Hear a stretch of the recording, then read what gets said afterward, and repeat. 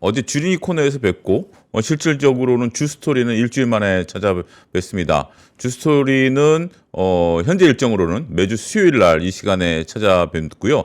주린이 코너는 아직 뭐 시간 뭐 이런 것들 좀 변동 좀 보긴 해야 되겠습니다만 일단 지금 뭐 일주일에 한 번씩 주스토리는 찾아옵니다.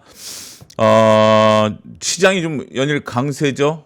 조금 이제 그 시장 얘기를 잠깐 앞에서 하면, 근데 확실히 지금 뭐 나오는 속보들을 보면 전쟁과 관련된 리스크는 확실히 현재 줄어들 것으로 보여지고 있죠. 트럼프 대통령이 뭔가 좋은 소식이 나올 것이다, 이런 얘기들이 좀 있는 상황이죠. 뭐 이 얘기야 뭐 어쨌든 중요한 얘기, 이제는 좀 넘어가는 건데 일단 표를 좀 보여주시면 이제부터 시장의 시선이 실적으로 완전히 이제 돌아선 것 같습니다.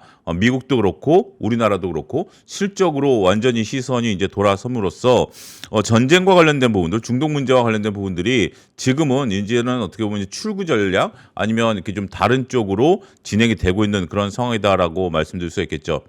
제가 이제 뭐 리포트 읽기도 할 때도 간간히 얘기했고 다른 채널에 출연했을 때도 말씀을 좀 드렸는데, 전쟁이 이제 3월 초에 시작이 되면서 그래도 이제 4월 중순 정도 되면 어느 정도 조금 양상이 바뀌지 않을까라고 조심스럽게 말씀을 드렸던 적이 있습니다. 두 가지 관점에서 말씀을 드렸는데요.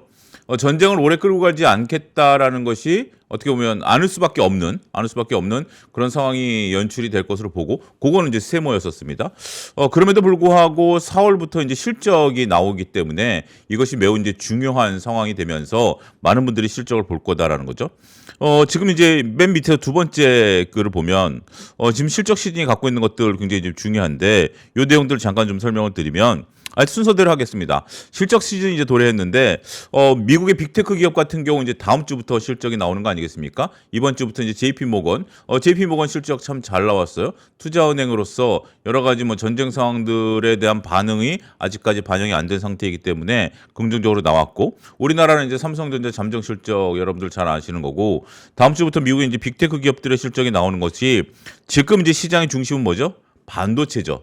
반도체가 현재 시장의 중심에 있기 때문에 이러한 빅테크 기업들의 실적이 앞으로 주식시장에 있어서의 한 단계 도약, 이런 부분들이 충분히 가능하게 된 거죠. 자, 이제 6,000포인트의 이제 지수에서 오늘 제가 그 다른 이제 프로그램에서 그런 질문을 받았어요.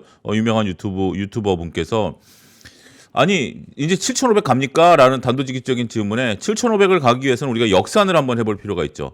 삼성전자가 얼마 가 있어야 될까요? 그러니까 삼성전자가 30만 원 간다라면 7,500을 간다라는 개념인가요? 아니면 7,500 가려면 삼성전자가 얼마 가 있어야 될까? 30만 원 가 있어야 될까요? 뭐 이런 부분들이죠. 전체적으로 지금 우리 지수를 이끄는 건 뭐다? 반도체다. 그런 것들이 지금 역설적으로 K자형 증시의 모습이 전형적으로 보여지고 있는 상태다. 따라서 지수가 올라가는 부분들에 대해서는 지금 현재 특별히 설왕설래할 필요는 없다. 지수는 올라간다. 문제는 내가 어떤 종목을 어떻게 갖고 있느냐에 따라서 수익률이 천차만차 바뀔 수가 있다. 우리가 2025년도에 75% 지수기 상승했고, 앞서 이제 빈센트께서도 하나증권 자료 서두에 이제 보여주신 것처럼 글로벌 상승률이 가장 높았었던 거 아니겠습니까? 최근까지도 가장 높았었던 거죠. 근데 그럼에도 불구하고 이 수익률을 전혀 향유하지 못하는, 공유하지 못하시는 분들이 계시다라면 종목 선정이 이제부터는 중요하다라는 거죠. 어떻게 보면 2025년서부터 2026년 2월까지는 조금 쉬운 투자였었다라고 이제 역설적으로 얘기할 수 있겠죠. 지나고 보니까, 물론 투자가 쉬운 건 없어요. 항상 투자는 어렵고 항상 투자는 힘듭니다. 하지만 지나고 보니까 그래도 그때 당시에는 투자가 상대적으로 용이했었다라는 부분들이 드러난 거 아니겠습니까? 근데 이제부터는 좀 달라질 수밖에 없겠죠.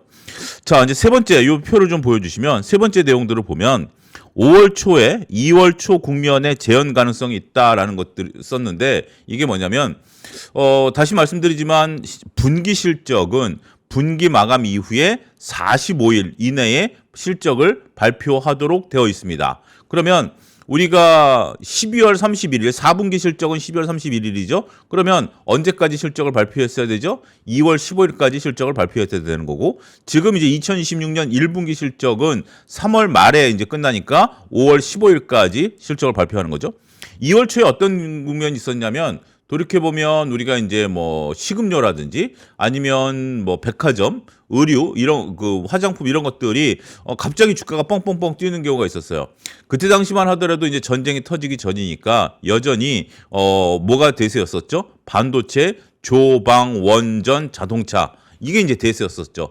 그 외의 것들에 대해서는 별로 신경 쓰지 않았었던 주가들이었는데 의외로 실적들이 잘 나오다 보니까 이제 의외라는 표현을 썼죠. 생각보다 실적이 잘 나오다 보니까 주가가 뛰었습니다.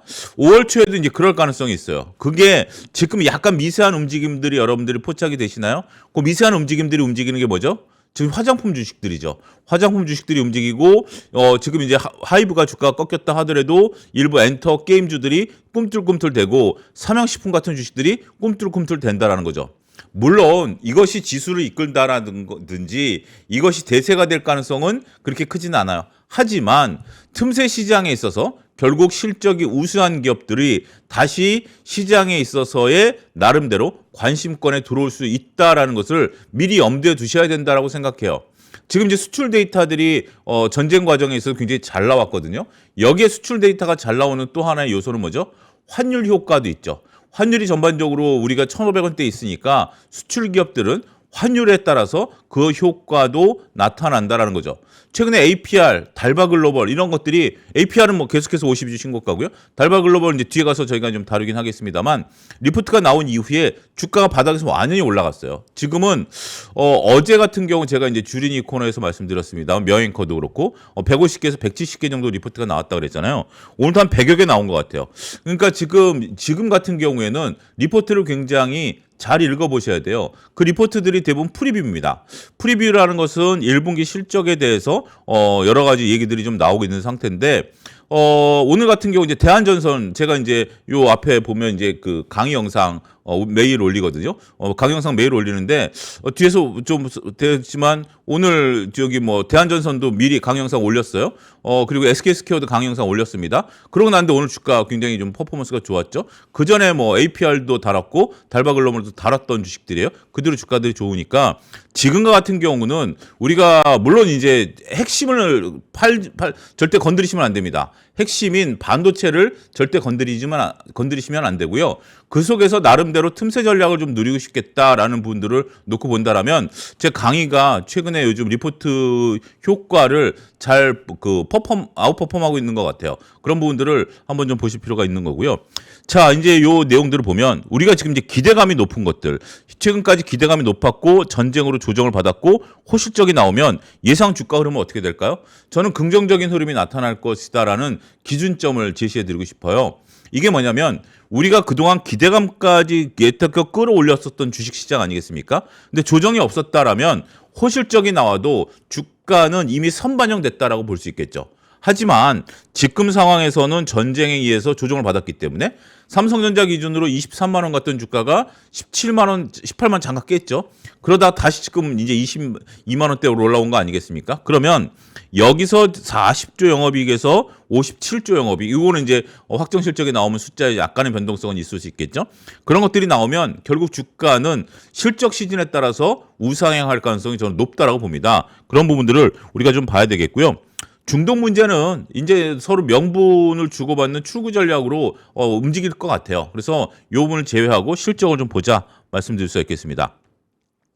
자, 오늘 저기 이제 강의 영상 업로드된 건데요. 제가 이제 이 내용도 오늘 여기서 같이 좀 공유를 해보도록 하겠습니다. 대한전선 같은 경우 오늘 이제 굉장히 상한가까지 갔는데 우리가 이제 그 전에 뭐 산일전기라든지 아니면 효성중공업도 이제 강의 영상이 업로드가 돼 있는 상태인데 초고압 변압기에 대한 얘기들이 많이 나옵니다. 최근에 이제 우리가 그 전력과 관련된 인프라 여전히 긍정적이죠. 저도 이제 계속 말씀드려왔고 실질적인 그 청바지 만드는 회사는 청바지를 만들어 파는 것은 반도체라기보다는 전력 인프라 쪽으로 이전될 것이다라는 점을 계속해서 말씀드려왔습니다. 여기서 핵심은 뭐냐면 초고압 케이블 중심의 믹스 개선이 되고 있다라는 겁니다.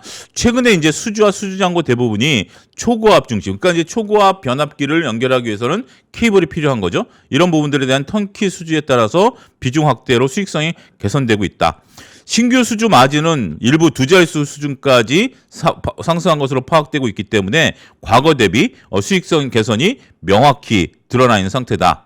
그런데 여기서 이제 오늘 이제 대한전선의 슈팅은 조금 다른 의미인데 리포트 내용을 보면 소재 산업 비중이 40~50% 비중이기 때문에 여기서는 제가 재무제표를 뺐습니다만 강의 영상에는 재무제표가 들어가 있어요. 거기서 보면 소재 비중이 50% 정도 돼요. 그게 이제 완만히 40%대까지 떨어지고 우리가 초고압 케이블이 내년도에는 20%대까지 올라갑니다. 20%대 후반까지 올라가는 걸로 제가 기억을 하는데 그러면서 이제 점차적으로 우리가 이제 이익률이 높지 않은 소재 사업 비중이 상대적으로 줄어들고 초고압 케이블과 관련된 우리가 케이블과 관련된 비중이 점차적으로 늘어날 걸로 보이고 있습니다. 그런 부분들이 수익성 개선의 핵심적인 요소로 작용하면서 전반적으로 주가의 긍정적인 모멘텀을 보자라는 거죠.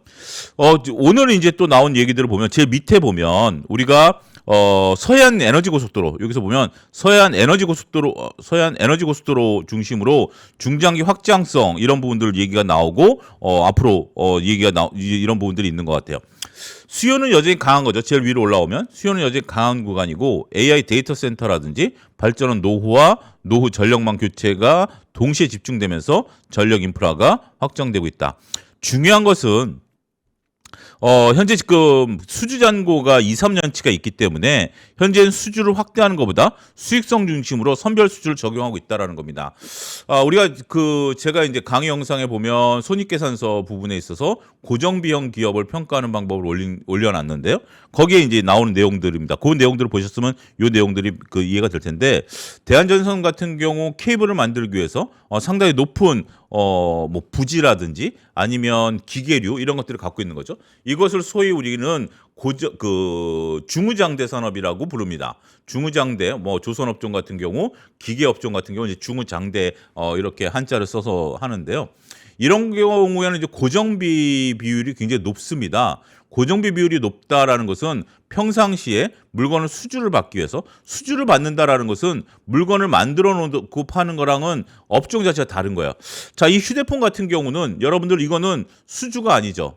맞춤형으로 휴대폰을 파는 경우는 없잖아요. 이거를 만들어 놓은 거고 이거를 재고로서 보유하고 있다가 그다음에 고객이 이 휴대폰을 달라 그러면 파는 거죠.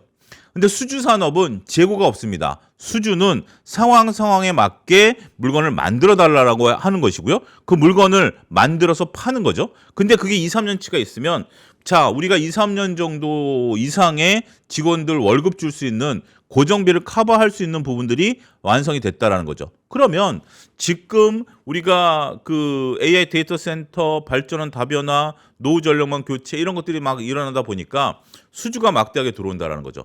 효성중공업에서도 다뤘듯이 효성중공업 변압기에 대한 수주 잔고가 작년 가을에 10조에서 올해 18조로 늘어날 걸로 보고 내년에 20조대 중반까지도 늘어날 걸로 보고 있거든요. 그런 부분들을 놓고 보면 대한전선 같은 경우 앞으로 수익성에 따라서 마진이 중요한 겁니다. 자, 기업의 존재 목적은 뭐라고 말씀드렸죠?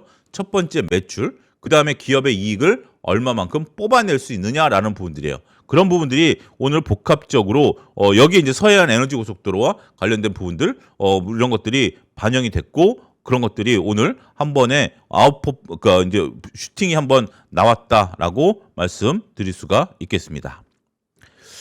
자, 두 번째 SK 스퀘어입니다. SK 스퀘어 같은 경우 이제 오늘 이제 고점 돌파 가능성이 있는 건데요. 이것도 강의 영상이 지금 업로드가 돼 있는 상태인데 SK 스퀘어는 SK 하이닉스 중심으로 봐야 된다라는 점을 다시 한번 강조드리도록 하겠습니다. SK 스퀘어를 왜 하이닉스로 봐야 되느냐라는 건데 어제 오늘 하이닉스가 굉장히 좀 강하지 않았습니까? 제가 이제 어제 주린이 코너에서도 말씀을 좀 드렸던 것 같은데 삼성전자 하이닉스를 사야 되느냐? 예, 여전히 사야 된다라고 말씀드리고 있습니다. 이번 주 내내 그런 말씀드리고 있고 계속 주가가 올라가고 있죠. 지금이라도 사야 되느냐? 예, 사야 됩니다. 저는 왜냐하면 결국 주가는 기업의 이익에 수렴한다라는 앙드레 코스톨라니의 주인과 산책하는 강아지 격언을 저는 신봉하고 있습니다. 그것을 신봉하지 않는다라면 우리가 주식 투자를 하는 어떤 근거 이런 것들이 사라지게 된다라는 거죠. 그러한 관점에서 놓고 본다라면 결국 기업의 이익이 증가하는 대표적인 반도체 섹터인 SK하이닉스를 매수, 삼성전자를 매수 의견을 볼 수 있겠죠. 근데 여기서 한 가지 문제가 발생하는 겁니다. 기관 투자자들 입장에서 보면 굉장히 곤혹스러운 상황이 연출되고 있는데요.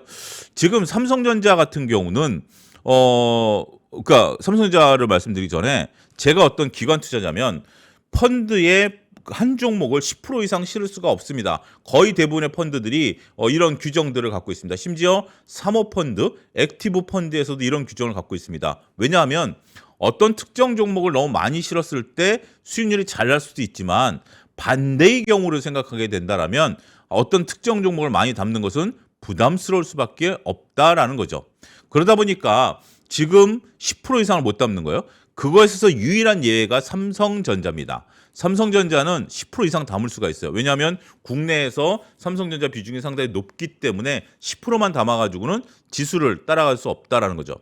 이게 지수를 따라간다라는 것이 매우 중요한 의미를 갖고 있습니다. 우리가 MSCI 선진국 지수에 들어가기 위해서 그렇게 노력을 하는 것이 결국 MSCI 선진국 지수를 추정하는 자금이 지금 우리가 소속돼 있는 MSCI 신흥국 지수의 자금보다 더 많은 거거든요. 비견한 예로 코스닥 지수 ETF와 코스피 지수 ETF를 따지면 어느 쪽에 자금이 더 많겠습니까? 당연히 코스피 지수 ETF에 추정하는 자금들이 더 많고 거기에 자금이 들어오면 시가총액 순서대로 ETF가 이제 구성이 된다라는 거죠. 자, 서론이 길었습니다. 삼성전자는 뭐 펀드 매니저들이 사고 싶은 만큼 사면 돼요. 근데 SK 하이닉스는 몇 프로? 10%밖에 못 삽니다. 그러면 시장을 따라가지 못해요. 이걸 이제 비트한다라고 표현을 하는데 시장을 비트할 수가 없어요. 그럼 뭘 사야 되죠? 결국 SK 하이닉스 지분을 가지고 있는 SK 스퀘어를 사는 겁니다. 그러다 보니까 최근에 SK 스퀘어의 주가가 상대적으로 SK 하이닉스가 움직이면서 SK 스퀘어의 주가가 꿈틀대기 시작한다라는 거죠. 차트를 통해서도 볼 수 있듯이 이틀 연속, 3일 연속 오늘 이제 갭 상승을 했죠. 강한 시세 흐름이 시세 탄력이 나타나면서 SK 하이닉스를 못 담았던 분들에게 SK 스퀘어가 상대적으로 좋은 수익률을 나타내고 있는 상황입니다. 지금 이제 SK 이제 하이닉스에 대한 실적 컨센서스가 굉장히 유한타증권은 165조까지 늘어날 것으로 좀 보고 있는 상태이기 때문에 이런 부분들이 앞으로 개선돼요. 팀의 모빌리티는 이제 부가적인 부분들이니까 이제 그렇다고요.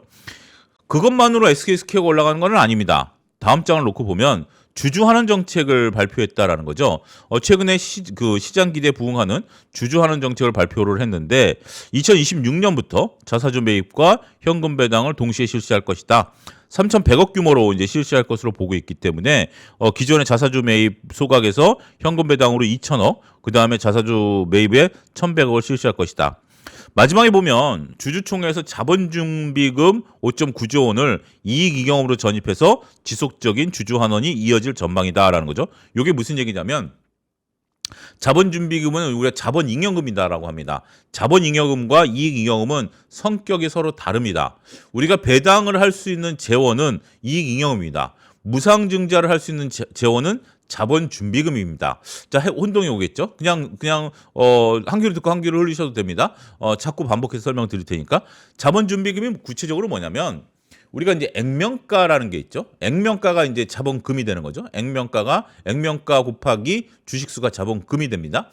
근데 이제 5,000원짜리 액면가의 주식을 2만 원에 기업 공개를 했던지 2만 원에 유상증자를 했다라고 칩시다. 그러면 5,000원은 자본금이 되는 거고요. 나머지 15,000원은 자본잉여금, 즉 자본준비금이 되는 겁니다. 결국 다 자본 항목에 이제 들어가 있는 건데, 우리가 이제 전체적으로 봤을 때 자본준비금이라는 것은 액면가를 초과한 금액을 모아놓은 것을 자본준비금이라고 합니다. 근데 이 자본준비금을 가지고 배당을 하거나 자사주를 매입할 수 없습니다. 그런 부분들을 하기 위해서는 이익잉여금으로 계정을 옮기는 겁니다. 자본 안에 자본금, 자본준비금, 이익잉여금이 대표적으로 3개가 있는데요. 이거 헷갈리시는 분들이 있어요. 그래서 제가 지난번에 설 때 올렸던 영상에도 보면 그런 것들을 올렸죠. 거기에도 조금 설왕설래가 있었는데 자본 안에는 금덩어리가 3개 있습니다. 그러면 자본금과 자본금은 헷갈리지 않겠죠. 자본 밑에 자본금, 자본준비금, 이익잉여금이 있는 거죠. 거기서 계정과목만 바꾼 거예요. 그럼 자본 총계는 바뀐 게 아니죠. 자본 총계는 바뀌지 않았습니다만 계정 과목이 바뀜으로써 이를 통해서 주주환원 정책을 하겠다라는 거예요. 그래서 SK 스퀘어 같은 경우 최근에 SK 하이닉스 주가에 따른 기관 투자자들의 매수세, 여기에 주주환원 정책까지 더해지면서 SK스퀘어 주가가 상당히 긍정적인 흐름을 보이고 있다라고 말씀드릴 수가 있겠습니다. 이건 달바글로벌인데요. 달바글로벌 같은 경우 제가 이제 4월 초에 한번 다뤘어요. 바닥권에서 상당히 좀 고민을 했었어요. 근데 리포트가 워낙 좋아가지고 달바글로벌 같은 경우 이제 글로벌 매출에 대한 긍정적인 모멘텀이 얘기가 나온 다음에 16만 원 정도의 얘기를 했는데 지금 19만 원까지 왔습니다. 결국 틈새에서 지금 소위 리포트 빨이 먹힌다라는 측면에 있어서 달바글로벌 같은 경우도 한번 APR도 다룬 이후에 주가가 계속 올라가고 있고 이런 부분들 조금 강의 영상에서 같이 동참해서 보시면 될 것 같아요. 매일 두 종목 이상 업로드가 되고 있으니까요. 저는 요 주주 소리는 일주일에 한 번 오지만 강의 영상은 매일 업로드 된다 보는 거죠. 자, 오늘 삼성 SDS 얘기를 좀 해보죠. 삼성 SDS랑 오늘 OCI 홀딩스 두 가지를 준비해봤습니다. 굉장히 논란이 되고 있는 종목인데, 논란이 된다기보다는 다 오늘 주가가 좋았죠. 긍정적인 흐름들이 이어지고 있는 종목이기 때문에 또 리포트가 오늘 나왔어요. 빠르게 분석한 리포트가 나왔기 때문에 그 부분 한번 좀 보죠. 삼성 SDS 같은 경우 KKR과 전략적 협업을 발표했습니다. 사모펀드 KKR이 우리나라의 이제 많은 기업들은 대략 한 10개 내외 기업들에게 굉장히 이제 지분을 이제 투자하는 그러한 전략적, 소위 말해서 전략적 파트너십을 체결하는 그런 기업입니다. 15일 삼성 SDS는 글로벌 대형 사모펀드 KKR과 전략적 파트너십을 체결하고 1.2조 원 규모의 전환사채를 발행한다라고 공시를 했다라는 겁니다. 이 CB죠. CB 전환사채는 뭐냐면 채권 형태로 발행되는 겁니다. 1.2조 원의 형태로 1.2조 원이 채권이 발행되는 거예요. 그 채권을 누가 인수하느냐? KKR이 인수를 하는 겁니다. KKR이 인수를 하고 그것이 18만 원이 넘어섰을 때 제가 이제 여기서 보면 이제 언제 이제 이걸 전환할 수 있느냐라는 부분들은 좀 여기 빠져 있는데 공시를 보면 나오는 거예요. 제가 그건 체크를 못 했는데 최소한 18만 원이 넘어섰고 특정 일자가 지난 다음에 이 1.2조 원을 주식으로 전환할 수 있는 채권입니다. 자, 전환사채는 채권으로 발행이 되지만 18만 원 이상의 주가가 올라갔을 때 주식으로 전환할 수 있어요. 그러면 지금 오늘 17만 8천 원 정도 끝났어요. 오늘 18만 3천 원까지 올라갔다가 이제 주가 됐는데 만약에 주가가 전일 종가 15만 원이었어요. 그러면 16만 원에 계속 머물다. 16만 원에 이게 만기가 2032년입니다. 만기가 2032년이니까 32년까지 주가가 18만 원이 안 되면 KKR은 어떻게 할까요? 그러면 채권이 만기가 도래했으니까 채권은 뭐죠? 만기가 됐을 때 돈을 돌려받을 수 있는 권리를 갖고 있는 증서 아니겠습니까? 1.2조 원을 돌려줘야 돼요. 자, 삼성 SDS 입장에서 보면 채권을 지금 발행을 해서 자금을 1.2조 원을 받아들였어요. 1.2조 원을 받아들인 상태에서 만기가 됐을 때 돈으로 돌려주는 게 좋습니까? 주식으로 전환시켜주는 게 좋습니까?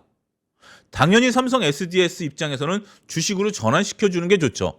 그렇지 않고 이걸 나중에 1.5조 원을 돈을 달라라고 하면 굉장히 곤혹스러운 상황이죠. 일부 CB를 발행한 그 기업 중에 우리가 2024년도, 2023년도에 이게 만기가 됐는데 주가가 떨어져가지고 여러분들 2024년, 2023년 주가가 떨어졌었잖아요. 일부 기업들이 만기 상환을 요구받는 경우가 있었어요. 우리가 이제 CB를 발행한다라는 것은 상대적으로 우리가 자금을 쉽게 융통하기 어려운 경우에 CB를 발행하는데 대략적으로 이거 삼성 SDS가 그렇다라는 게 아니라 대략적으로 그런 경우인데 만기 때 오히려 주식으로 전환이 안 되는 경우가 있었어요. 그때는 이제 굉장히 회사가 어려움에 끼게 되는데 어찌 됐든 18만 원입니다. 자, 요거를 굉장히 좀 중요시하게 보셔야 될 것 같아요. 오늘 종가가 18만 원을 못 넘었어요. 그러면 당장은 18만 원을 넘을 수 있을까요, 없을까요? 이런 고민을 한번 해보셔야 돼요. 그러니까 삼성 SDS에 KKR이 투자했다라는 긍정적인 뉴스 요것만 볼 게 아니라 전환가액이 18만 원이면 당분간 18만 원 이상으로 아웃퍼폼하는 모습이 보일 수 있을까요? 저는 조금 그 부분을 한번 고민해봐야 될 것 같아요. 아직 시간이 좀 있는 부분들인데, 자 여기서 또 우리가 두 가지를 살펴봐야 됩니다. 리픽싱 조항이 없다라는 겁니다. 리픽싱, 뭐 양도민 매각 금지 조건, 요거는 그냥 당연한 조건이고, 리픽싱이라는 것은 요게 이제 한때 문제가 된 경우가 있었어요. 우리가 18만 원이라는 전환가액을 했는데 주가가 계속 떨어지는 겁니다. 15만 원, 14만 원, 13만 원. 그러면 리픽싱 조항이 그동안에 있었어요. 대부분의 기업들이. 그거는 전환가액을 낮춰주는 겁니다. 6개월 평균, 3개월 평균 해서 전환가액을 낮춰줌으로써 주가가 떨어져도 결국 기업 입장에서 보면 우리가 이 리픽싱 효과에 따라서 주가가 떨어져도 결국 채권이 주식으로 전환이 됨으로써 주가는 떨어지는데 채권이 주식으로 전환되면 물량은 어떻게 되죠? 더 늘어나게 되는 거죠. 그래서 개인 투자자들이 손해를 보는 경우가 많았습니다. 자, 지금 어떻게 보면 지금 당장 유상증자를 한 건 아니잖아요. 미래 유상증자를 한 효과가 나타나는데 주가가 올라갈 줄 알았는데 바로 이런 뉴스겠죠. 18만 원이 될 줄 알았는데 리픽싱 규정에 따라서 계속 낮아지는 거예요. 그러면서 낮아지면 주식수는 어떻게 되죠? 더 늘어나게 되는 거죠. 그러면서 한순간 전환이 됨으로써 주식 투자자들이 확 떠안는 이런 경우가 있었어요. 근데 요 조항을 우리가 한 1, 2년 전부터 금감원이 요 부분에 대해서 좀 칼을 들이댔습니다. 리픽싱 조건이 개인 투자자들에게 결코 유리하지 않다라는 것 때문에 오히려 이런 조건을 늘하라고 그랬어요. 만약에 주가가 19만 원, 20만 원, 뭐 25만 원 올라가면 거기에 따라서 가격을 올려라. 올리는 건 괜찮다. 하지만 낮추는 건 안 된다. 이런 조건을 내세웠고 삼성 SDS가 거기에 호응을 했다 이렇게 만드는 거죠. 여기서 제가 한 가지 의문이 드는 게 또 있습니다. 뭐 한 가지 의문이 드는 것은 표면 만기 금리가 2.5% 수준이라는 거예요. 제 얼굴 옆에 보면 2.5% 수준이 나오죠. 2.5% 수준인데 이걸 딱 보는 순간 왜? 라는 생각이 들었어요. 그동안 저도 그래서 들어오기 전에 챗GPT한테 한번 물어봤어요. 최근 2년간 시비를 발행한 기업 중에 표면금리 만기금리가 2.5% 수준으로 발행한 기업이 있나? 거의 없어요. 특히 표면금리. 우리가 이제 이건 두 가지 조건인데요. 표면금리는 채권에 이제 금리를 표시하지 않습니까? 금리를 표시하는데 최근에 저금리 기조가 이어지다 보니까 만기 때 돈을 그러니까 2.5%를 주는 거는 되지만 연 2.5% 표면금리는 매년 2.5% 이자를 줘야 되는 거 아니겠습니까? 대부분 0%로 발행하거든요. 왜냐하면 이게 나중에 주식으로 전환되면 되잖아요. 지금 이제 어제 기준으로 15만 원이었는데 18만 원에 전환이 되면 그 시세 차익을 보는 거잖아요. 시세 차익을 보는 것이 이자보다 높기 때문에 시비를 발행할 때 표면금리가 주로 0%에 발행하는 경우가 많아요. 그리고 일부 뭐 만기 금리도 0%인 경우도 있고 일부 만기 때 뭐 좀 한 3% 준다 뭐 이런 것들도 있는데 왜냐하면 만기 때까지 보유하고 있으면 거기에 따른 걸 받는 건데 연 2.5% 수준 이거를 많다라고 봐야 될까요? 적다라고 봐야 될까요? 어찌됐든 유리한 구조는 아니다라는 생각이 조금 듭니다. 저 개인적으로는 유리한 구조는 아닌데 삼성 SDS가 그러면 과연 이거를 어디에다 쓸 것인가? 자, 제가 이제 유상증자에 대해서도 얘기를 했었죠. 우리가 이 경우도 이건 뭐 KKR이 있는 거고 하나솔루션 얘기할 때 유상증자와 관련된 얘기를 말씀을 드리지 않았습니까? 친구가 기업이 결국 우리한테 돈을 빌려달라는 거죠. 그러면 왜? 어디에 쓸 건데? 언제 줄 건데? 이런 거였죠. 그때 당시만 하더라도 굉장히 비난 여론이 좀 높았었죠. 2.4조 원 정도의 그런 거였는데 삼성 SDS가 지금 1.2조 원 규모의 전환사채를 발행한다는 것은 오히려 호재로 받아들이는 것 같아요. 저는 돈을 빌리는 건 동일해요. 돈을 빌리는 건 동일한데 문제 이제 이거죠. 삼성 SDS가 이제 매우 투자 조건이 우호한 상황으로 봤는데 저는 글쎄 이 부분에 대해서는 조금 글쎄라는 생각이 좀 들어요. 어찌됐든 이제부터는 이제 내러티브입니다. 어떤 팩트에 있다라기보다는 딜 목적이 데이터 센터 투자나 기존 사업에 대한 자금 확보보다는 글로벌 M&A를 가속할 것으로 보인다. 동사는 이미 6.2조 원의 순연금을 보유하고 있고 해당 자금은 기존 주력 사업 투자 자원으로 충분한 상황이다. 그러니까 6.2조 원은 기존의 주력 사업을 이제 투자하는 건데 1.2조 원 같은 경우는 글로벌 M&A를 단행하지 않을까라는 추측이에요. 어떻게 보면 좀 긍정적으로 해석을 한 거죠. 긍정적으로 해석을 한 거인데 이것이 아무래도 이제 KKR이 그다음 우리가 그동안에 이제 들어왔을 때 글로벌 네트워크의 최적의 파트너로서 다양한 모습들을 좀 보여왔기 때문에 그러한 부분들을 좀 보게 된다라면 조금 긍정적으로 볼 수 있는 부분들이 아니겠나 싶습니다. 따라서 하나투자증권에서는 피지컬 AI라든지 스테이블 코인 기반의 결제 인프라를 통해서 차세대 성장 동력으로 할 것이다라는 거죠. 그리고 맨 마지막에 보면 저는 이 부분에 대해서는 조금 생각이 좀 다를 수도 있긴 합니다. 뭐 그런 뭐 어떤 조건이든지 간에 2.5%라는 이자가 삼성 SDS 입장에서 보면 부담스러운 수준은 아니에요. 그리고 이제 8%의 지배 구조, 그 지분 구조를 갖게 되는 거죠. 이런 것도 나빠 보이지는 않습니다. 그런데 꼭 우리가 이것을 너무 긍정적으로 봐야 되느냐. 오늘 주가가 18만 원대까지 올라갈 정도로 그렇게 환호성을 질러야 되느냐라는 것을 놓고 본다라면 글쎄 조금 차분해지는 것이 좋지 않을까라는 생각을 좀 봅니다. 자, 두 번째 키움증권에서 나온 OCI 홀딩스입니다. 오늘 프리마켓서부터 거의 상한가를 기록하면서 OCI 홀딩스가 오늘 시장에 대한전선과 더불어서 두 가지가 이제 굉장히 좀 된 거죠. 스페이스 X양 폴리실리콘 장기 공급 계약 체결 보도와 관련된 내용들이 언론에 이제 보도가 된 거죠. OCI 테라수스와 스페이스 X가 폴리실리콘 장기 공급 계약을 체결했다는 언론 보도죠. 근데 결론부터 말씀드리면 톤이 상당히 차분합니다. 이제 이 키움증권 같은 경우는 좀 봐야 되는데 좀 내용들을 보죠. 두 업체 간 단연간 공급 계약이 체결됐으며 현재 세부 조건은 조율 중인 것으로 파악되고 있다. 해당 보도는 약 일정 규모의 3에서 5년 장기 계약이 유력할 것으로 예측되고 있다. 비중급 폴리실리콘 평균 가격 고려 시 연간 판매 물량은 8,000톤에서 11,000톤 정도로 추정됐다. 일단 우리가 애프터마켓에서 했다. 이걸 오늘 아침에 이제 리포트를 빠르게 이제 얘기가 나온 거고 오늘 이제 굉장히 좀 높은 건데 시총 8천억이 상승할 것으로 보여주고 있는데 이것도 단기간에 이제 적용된 거예요. 자, 여기 보면 에비타 마진율 3.5% 할 때 에비타 이익이 750억에서 870억인데 에비타 타겟 PER 10배를 적용하면 8천억 정도 도출이 되니까 오늘 상한가 친 것으로서 이 부분에 대한 가치는 이미 반영이 된 것이다. 라고 볼 수 있는 그런 부분들인 것 같아요. 그러니까 전체적으로 오늘 삼성 SDS도 그렇고 18만 원이라는 전환가까지 주가가 반영을 해버린 거야.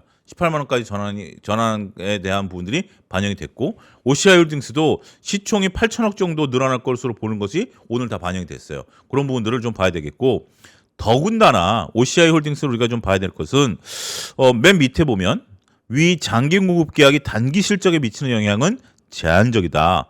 OCI 테라수스의 폴리실리콘 캐파는 연간 3만 5천 톤인데 가동률이 지금 이제 80에서 90%가 이미 가동이 되고 있다라는 거죠. 따라서 현재 지금 그러니까 물량을 더 늘릴 수 있는 한계가 제한적이다라는 겁니다. 이게 상당히 기업 입장에서 곤혹스러운 상황에 처하게 되는 건데 자, 여러분들 이런 겁니다. 공장을 운영하고 있는데 지금 공장을 8, 90%를 가동을 하고 있어요. 이건 풀캐파가 가동되고 있는 겁니다. 제가 그동안에 이제 말씀을 드렸는데 80% 이상 가동이 되고 있다는 것은 거의 100% 가동이 되고 있는 거예요.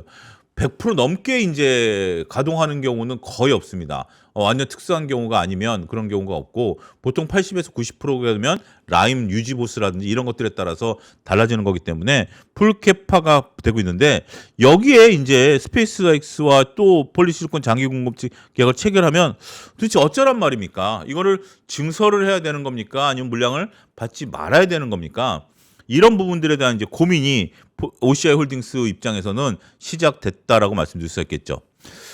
그래서 이렇게 되면 이제 뒷장에서는 그러니까 상당히 이제 긍정적으로 좀 보고 있습니다. 앞장만 하더라도 그런 건데 우리가 이제 비중국 폴리실리콘 수요를 재확인할 수 있었던 이벤트였다. 역시 통관 절차라든지 AMPC 세액공제 혜택 등을 이유로 우리가 비중국 폴리실리콘을 선호할 것이고 그 수혜를 누가 볼 것이다? OCI 홀딩스가 볼 것이다 라는 부분들은 그동안 많이 얘기를 하지 않았습니까? 또 이런 부분들을 또 누가 볼 것이다? 하나솔루션이 볼 것이다 라는 부분들에 대한 것들도 그동안 많이 얘기를 해왔었죠. 안타깝게도 하나솔루션은 지금 유상증자 이후에 그래도 조금 분위기가 바뀌는 것 같아요. 전반적으로 보면 정부가 유상증자와 관련된 내용들을 수정하라라는 부분들을 얘기가 나오면서 현재 주가가 약간의 고개를 좀 드는 듯한 모습들. 그리고 이제 저희가 OCI홀딩스를 한번 다루긴 그 하나솔루션 한번 다루긴 했었습니다만 내년 내후년부터 굉장히 현금 흐름이 개선되고 있는 부분들이 있죠. 그런 부분들이 반영하면서 주가가 다시 반등하는 모습들을 보이고 있다라고 말씀드릴 수 있겠죠. 자, 이제 어찌됐던 OCI홀딩스도 이제 탈중국, 비중국 폴리실리콘에 대한 선호도가 확인이 된 상황이다라고 말씀드릴 수가 있겠습니다. 그런데 이게 이제 그죠. 신규 장기 공급 계약 체결 시 캐파 증설 가속화도 기대가 된 것이다. 새로운 고객사 확보가 실적 성장으로 연결되기 위해서는 캐파가 이제 늘어나야 되는데 이러한 것들이 이제 장기 공급 계약 시 캐파 증설도 동반될 것이다. 그러니까 제가 그 지난번에 그런 말씀을 드렸어요. 지난주 수요일 날 그렇죠? 지난주 수요일 날 말씀을 좀 드렸죠. 우리가 이제 삼성전자 얘기를 하면서 장기 공급 계약과 관련된 이런 것들을 좀 말씀을 좀 드렸는데 장기 공급 계약을 한다라는 것은 기업 입장에서는 굉장히 사는 쪽도 그렇고 파는 쪽도 서로에게 윈윈이 되는 경우가 있어요. 아킬레스건이 되는 경우가 있어요. 어느 한 가격이 급격히 올라가거나 급격히 떨어지면 급격히 올라가면 파는 쪽에서 데미지가 있는 거고 급격히 떨어지면 사는 쪽에서 데미지가 있는 거죠. 그런 부분들이 있는 건데 일단 장기 공급 계약을 맺었다라는 것은 서로가 지금 OCI홀딩스 입장에서 보면 캐파를 증설할 수 있는 재원 그러니까 그러니까 자금을 마련할 수 있는 거죠. 자, 우리가 앞으로 스페이스X와 어느 정도 물량 캐퍼가 앞으로 금액을 보면 얼마죠? 한 뭐 1조 원 규모가 되니까 그럼 어차피 1조 원에 대한 매출이 확정된 거 아니겠습니까? 그러면 이제 영업이익은 자연스럽게 손익계산서에서 계산이 되는 거고요. 매출만 확정되면 비용 잡빼면 이익이 나오는 거죠. 그 이익을 바탕으로 해서 우리가 캐펙스 투자를 할 수 있을까? 그리고 어차피 이것을 바탕으로 늘릴 수 있느냐? 이 부분에 대한 어떤 결정이 좀 나타나야 되는 것 같아요. 요 캐파 증설에 대한 부분들은 굉장히 신중론인데요. 제가 제 책 재무제표 핵심 투자 수업에 그런 예를 들었습니다. 여러분들 과거에 꼬꼬면 사태 아시죠? 꼬꼬면 한때 굉장히 인기가 있었던 요즘 젊으신 분들은 모르실 수 있긴 하겠습니다만 개그맨 이경규 씨가 개발해가지고 한때 구하기 어려웠었던 시기가 있었어요. 그런 부분들인데 이제 꼬꼬면은 라인은 증설했고요.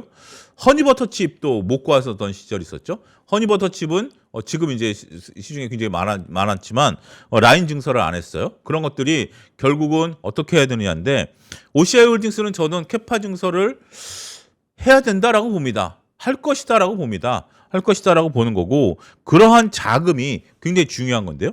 여기서 OCI홀딩스와 하나솔루션이 갈리는 부분들이 된 것 같아요. 지금 하나솔루션은 그동안에 하나솔루션이 갖고 있는 부채 부담이라든지 여러 가지 자금 부담, 잉여현금 흐름에 대한 부담을 뭘로 해결했죠? 유상증자로 해결했죠. 유상증자로 해결했죠.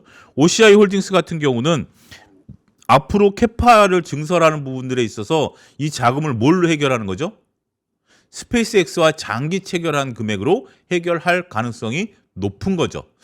그러면 이런 경우에는 물론 이제 하나솔루션 같은 경우는 6월 달에 채권 신용 등급 평가가 있기 때문에 채권을 발행하기 어렵습니다만 OCI홀딩스가 자금이 좀 필요하다라면 어떻게 이 자금을 조달할 수 있을까요?